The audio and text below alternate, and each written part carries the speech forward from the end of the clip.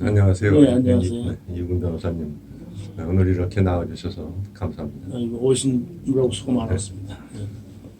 변호사님은 판사로서 30여 년 법조인 활동을 하시고 오케스트라를 지휘하실 정도로 음악에 조예가 있으시고 또 각종 매체에 글을 쓰시고 저서도 여러 권 내셨습니다.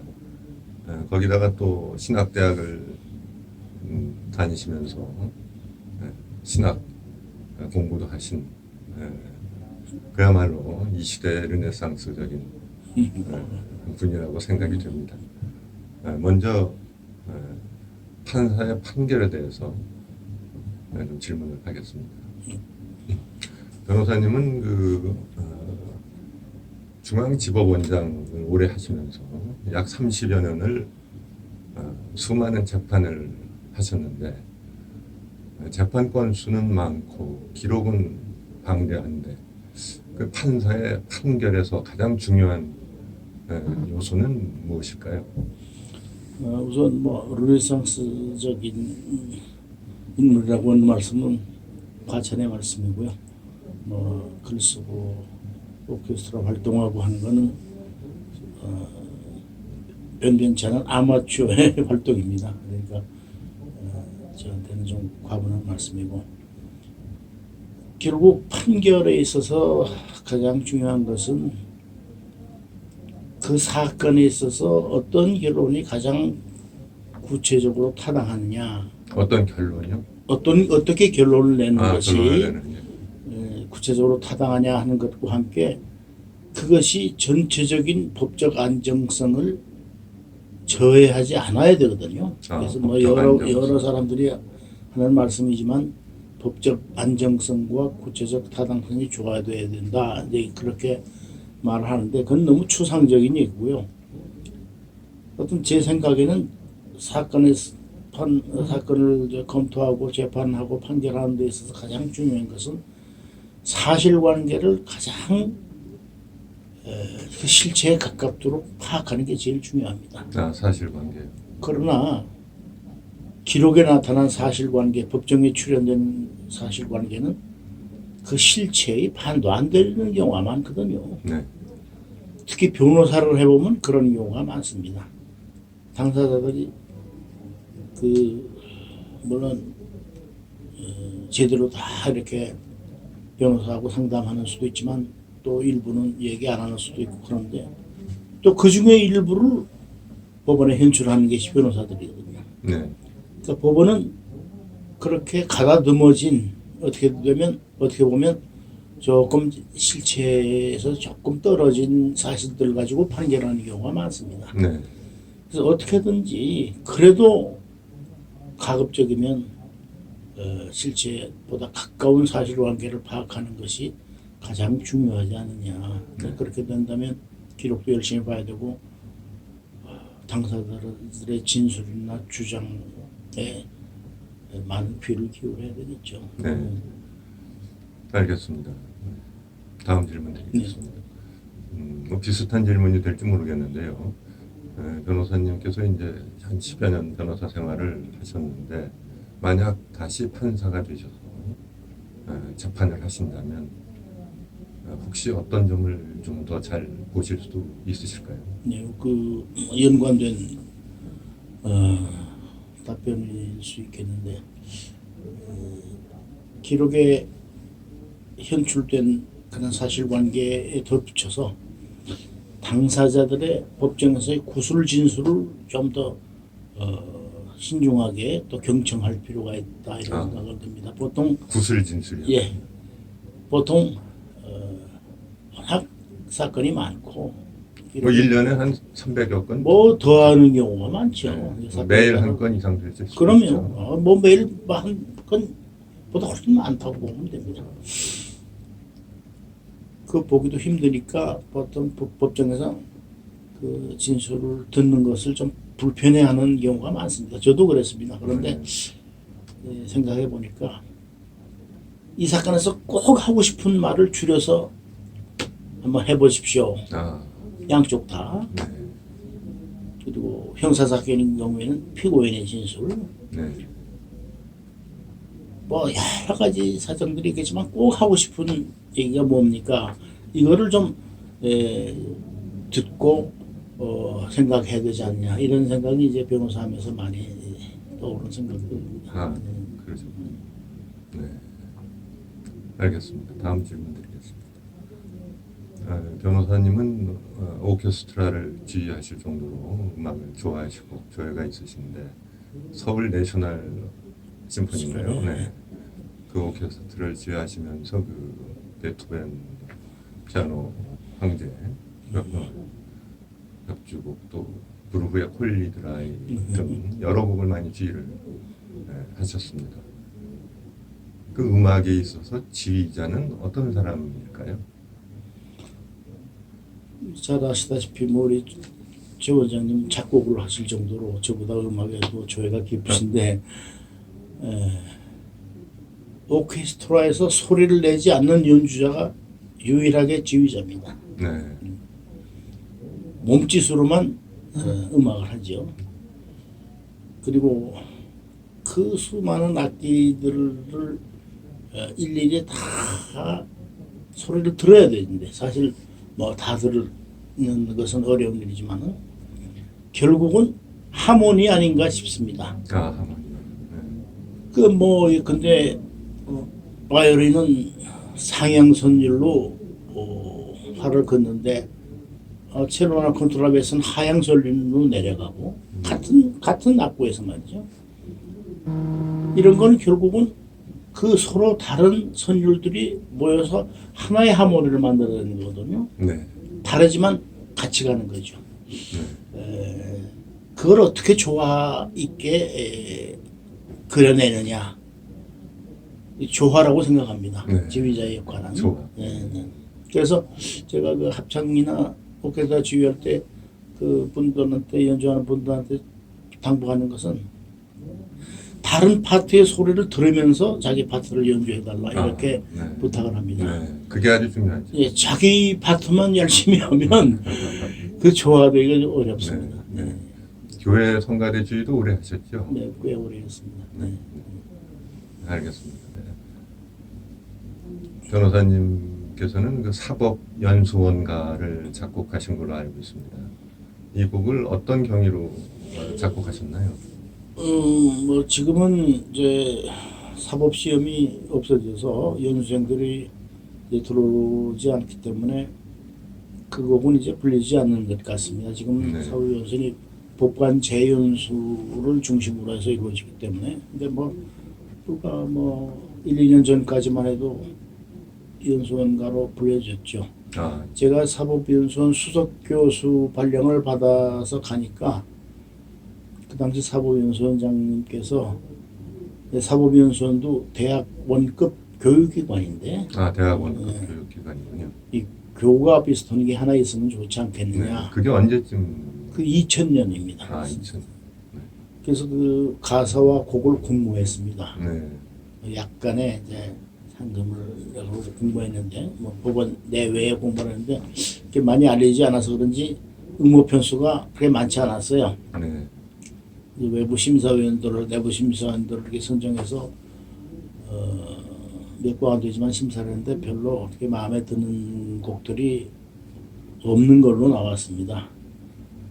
서보현 원장님이 당신 음악 좋아하니까 한번 작곡해 보라고. 네. 그리고 마침 그때 우리 연수원 교수 중에 시로 문단에 등단한 교수가 있었어요. 예. 그분이 이제 작사를 하고 물론 이제 연수원장님도 같이 하셨죠. 네. 작곡은 제가 했는데 불안해서 네. 음대 교수에게 감정을 의뢰했습니다. 아, 예. 그분이 뭐 별 지적 없이 뭐 이대로 써도 좋겠다 네. 하면서 반주곡까지 그분이 붙여주셨어요. 아, 네. 그래서 상금은 받지 않기로 하고 이제 작사는 그 사법연수원장님과 그 시인으로 등단한 교수가 했고 작곡은 제가 하는 걸로 해서 네. 뭐 20년 이상 연수생들이 다 듣고 부르고 했죠. 아, 뭐 저로서는 좀 과분한 일이었습니다. 네. 그 시를 쓰신 분 성함은 혹시? 김용호 교수라고 지금 변호사하고 있습니다. 그러시군요. 제 고등학교 후배입니다. 네. 제가 들어봤는데 템포가 아주 힘차고요. 뭐 네. 교가니까 원가니까. 네, 멜로디도 아주 수려하고 참 좋았습니다. 감사합니다. 다음- 뭐 최 원장님 작곡한 교회는 못 미치죠. 아, 그렇지 않습니다. 다음 질문 드리겠습니다. 변호사님은 고등학교 때부터 이제 문예반에서 수필이나 시를 쓰시면서 이제 교지도 많이 하셨고, 중앙일보나 뭐 여러 극동 방송 중에서 계속 글을 쓰시는데,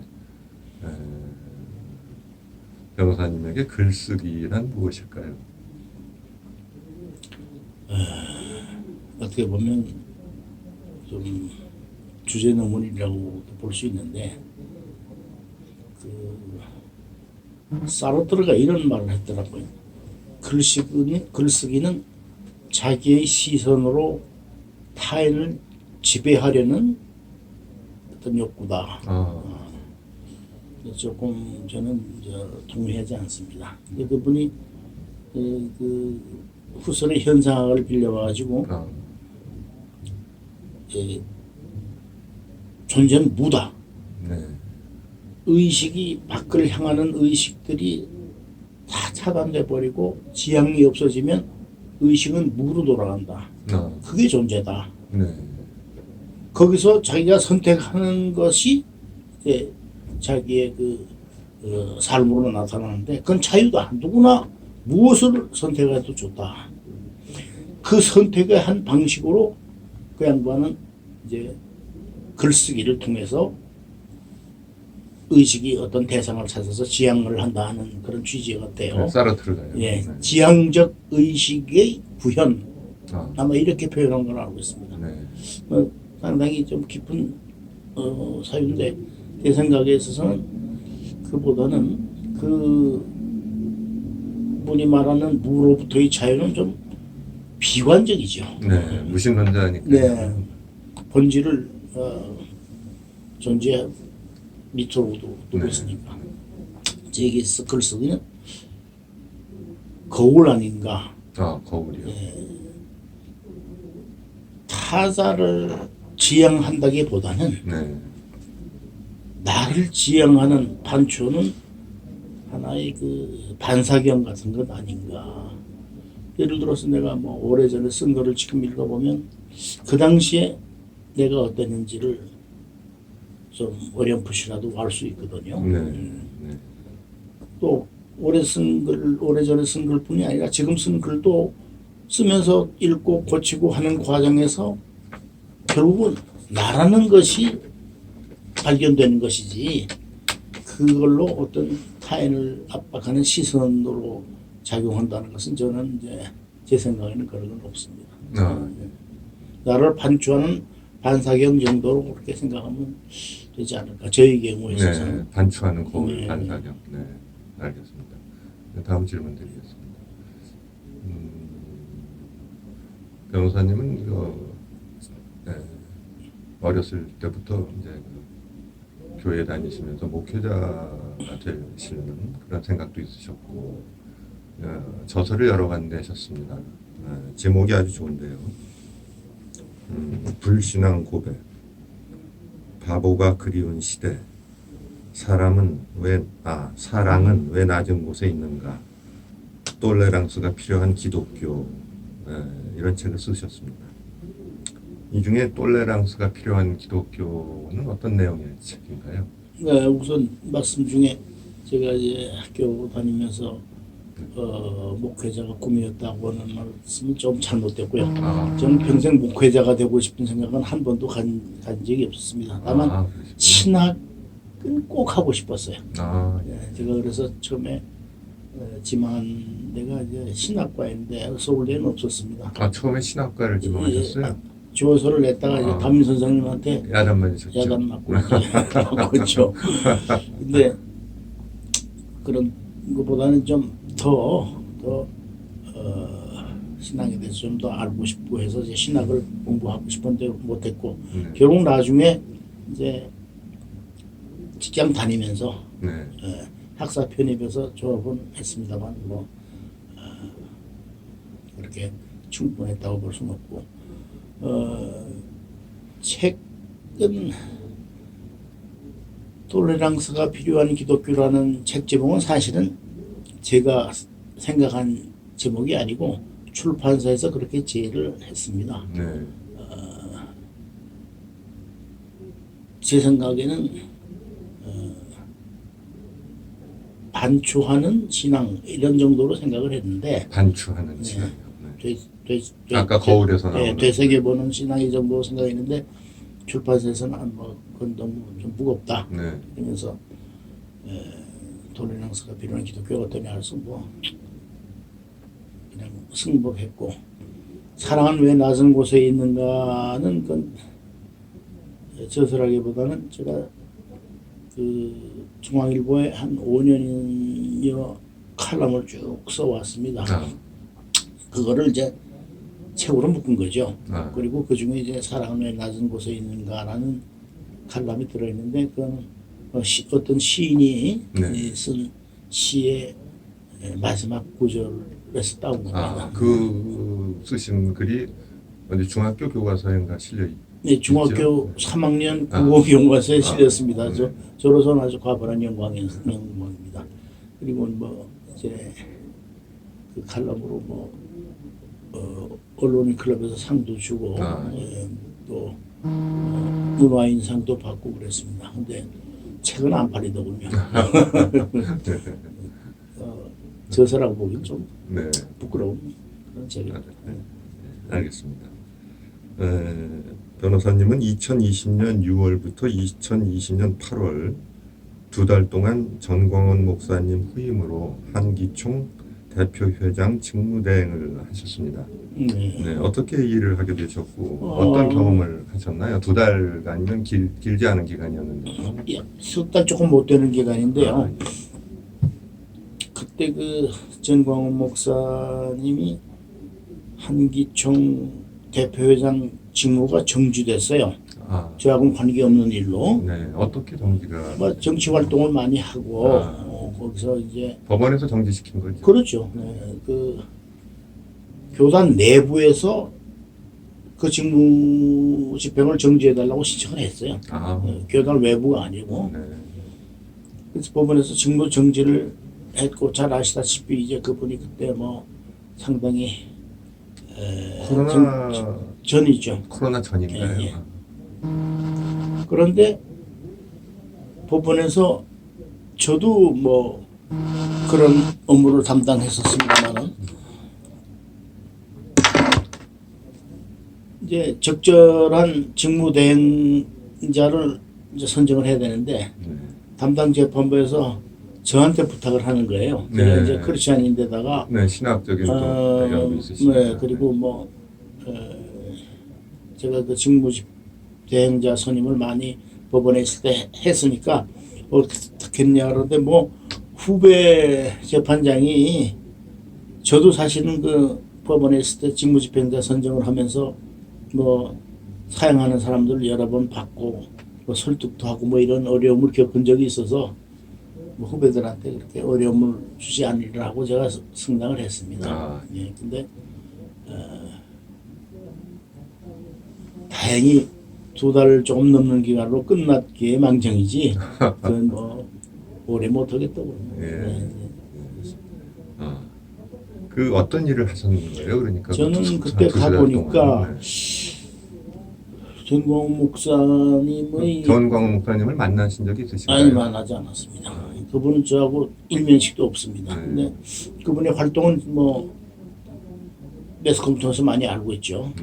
근데 제 생각은 뭐 그분이 정치 활동하는 건 뭐 그분의 자유지만 그거를 교회와 신앙과 한기총이라는 그 신앙단체의 이름을 내걸고 하는 거는 저는 마땅치 않다고 생각했습니다. 아, 그리고 한기총 대표회장 직무대행으로 들어가 보니까 실제로 그분의 활동은 한기총하고는 아무 관계가 없는 거예요. 아, 그런데 뭐 신문지상이나 매스컴에는 한기총 회장으로 계속 소개가 되고.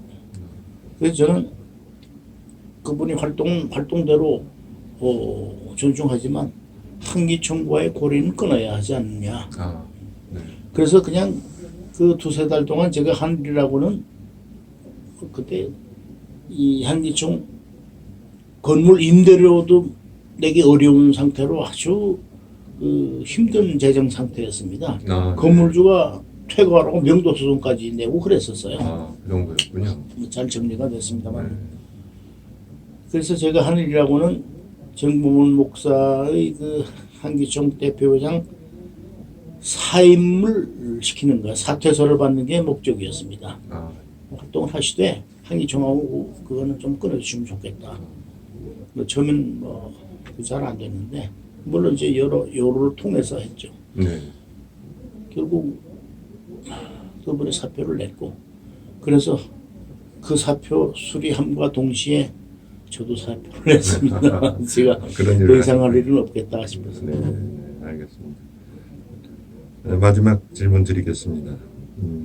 대선이 이제 며칠 안 남았는데요. 이번 대선처럼 결과를 예측하기 어려운 적이 없었던 것 같고요.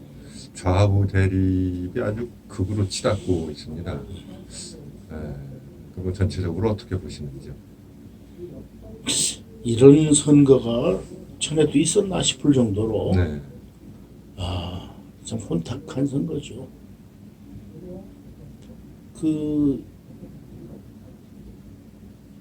원내 제1, 2당의 대통령 후보들이 모두 법조인들입니다. 그렇죠. 뭐 국가적으로 좋은 일인지 그렇지 않은지는 각자 판단할 일이지만 우선 뭐 법조인이라는 점에서 법치주의는 좀 기대해 볼 만하지 않는가 이런 생각을 할 수는 있겠는데 묘하게 이 두 사람이 다 형사사건 피의자로 좀 고발된 상태입니다. 네, 그니 뭐 참 상당히 아이러니한 네, 얘기죠. 물론 이제 피의자니까 다 무죄가 추정되고 뭐 혐의를 단정할 수는 없지만 그런 면에서 좀 어떤 당착의 모습을 볼 수 있어요. 법조인이면서 피의자. 자가당착 같은. 예, 예. 얼마나 좀 불행한 일입니까? 네, 그 사실이 아니를 떠나서 네. 그리고 다 이제 본인이나 가족의 불복 의혹들이 많이 제기되고 있고 또 한 가지는 두 분 다 병역 미필자예요. 물론 꼭 뭐 병역을 필요해야만 안보 정책을 제대로 수행할 수 있다 이렇게 말하기는 어렵지만은 일반 국민들의 마음에 다가가는 것이 조금 부족한 면이 있지 않느냐 이런 생각이 들고 제가 한 가지 우려하는 것은 뭐 국민들이 선택하겠죠 누군가를 선거를 포기할까봐 저는 그걸 우려합니다. 국민들이 선거를 예. 기권하는 건 안 된다. 네. 뭐 플라톤도 그런 얘기를 했죠. 선거를 투표를 포기하는 것은 변변치 않은 사람의 지배를 받겠다는 거나 마찬가지다. 그렇죠. 네, 참 좋은 말씀입니다. 그리고 함석헌 선생도 이런 말씀을 하셨어요. 투표를 포기하는 것은 나쁜 사람의 지배를 만들어주는 것도 그렇죠. 똑같다. 용인하는 것. 선거는 좋은 사람을 뽑기 전에 나쁜 사람을 찍지 않는 거다. 그런 취지로 이어지는데 네. 참 좋은 후보가 나와서 참 기쁜 마음으로 지금 얼마나 좋겠습니까. 그런 분도 꽤 많겠죠. 네. 근데 또 그렇지 않은 분도 여전히 많기 때문에 어쨌든 어떤 선택을 하든 그래서 제가 그랬어요. 어느 후배가 포기하겠다고 그래서 네. 투표장에 가서 백지를 내더라도 투표장에 가서 해라. 가서 백지를 가시를 백지는 뭐 그것도 바람직한 방법은 아니지만은 네. 적어도 투표 자체를 포기하지 말아라. 네. 무슨 뭐 우리가 도덕군자를 뽑는 것도 아니고 뭐 이상적인 뭐 링컨 같은 사람을 기대한 것도 아니지 않냐. 네. 지금 현재 주어진 상황에서 뭐 최악을 피하기 위해서 네. 우리가 차악이나 차차악을 선택할 수밖에 없다면 해야 되지 않느냐. 네. 그런 얘기를 했는데 너무 비관적인 것 같아서 지금 저 자신도 좀 언짢습니다만은 네. 그렇습니다.